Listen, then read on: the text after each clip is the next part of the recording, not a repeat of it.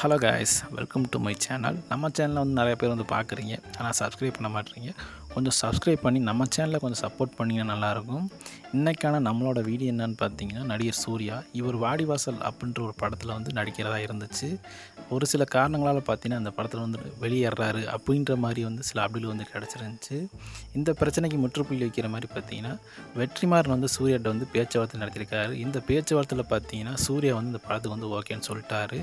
இந்த படத்தை ட்ராப் பண்ணுறதுக்கு காரணம் பார்த்தீங்கன்னா சூர்யாவுக்கு இந்த படத்தை வந்து அமீர் நடிக்கிறாரு அப்படின்னு சொன்னதுக்கு அப்புறம் தான் பார்த்தீங்கன்னா சூர்யா இந்த படத்தில் வந்து வெளியேறதுக்கு முடிவெடுத்தார். இதுக்கான காரணம் என்னென்னு பார்த்தீங்கன்னா, பருத்தி வீரன் படம் எடுக்கிறப்ப பார்த்தீங்கன்னா சூர்யா குடும்பத்துக்கும் அமீருக்கும் பார்த்தீங்கன்னா சில பல பிரச்சனைகள் ஆயிடுச்சு. இதனால தான் பார்த்தீங்கன்னா சூர்யா அந்த படத்தில் நடிக்க மாட்டேன் அப்படின்ற முடிவில் இருந்தார். இந்த வெற்றிமாறன் சூர்யா பேச்சுவார்த்தையில் பார்த்தீங்கன்னா ஓகே சொல்லிட்டார் சூர்யா. இந்த படத்தில் வந்து அமீர் வந்து வெளியேறல, இந்த படத்தில் வந்து அமீர் வந்து நடிக்கிறாரு. சூர்யாவை எப்படியோ வெற்றிமாறன் வந்து பார்த்திங்கன்னா காம்ப்ரமைஸ் பண்ணிட்டார்.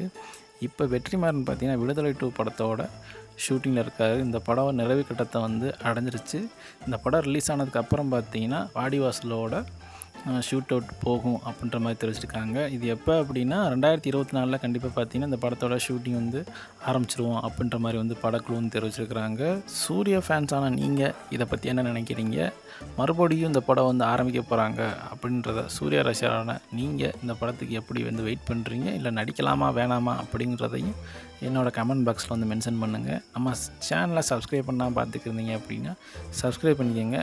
அப்போ தான் நான் போடுற ஒவ்வொரு வீடியோவும் உங்களுக்கு நோட்டிஃபிகேஷனாக வரும்.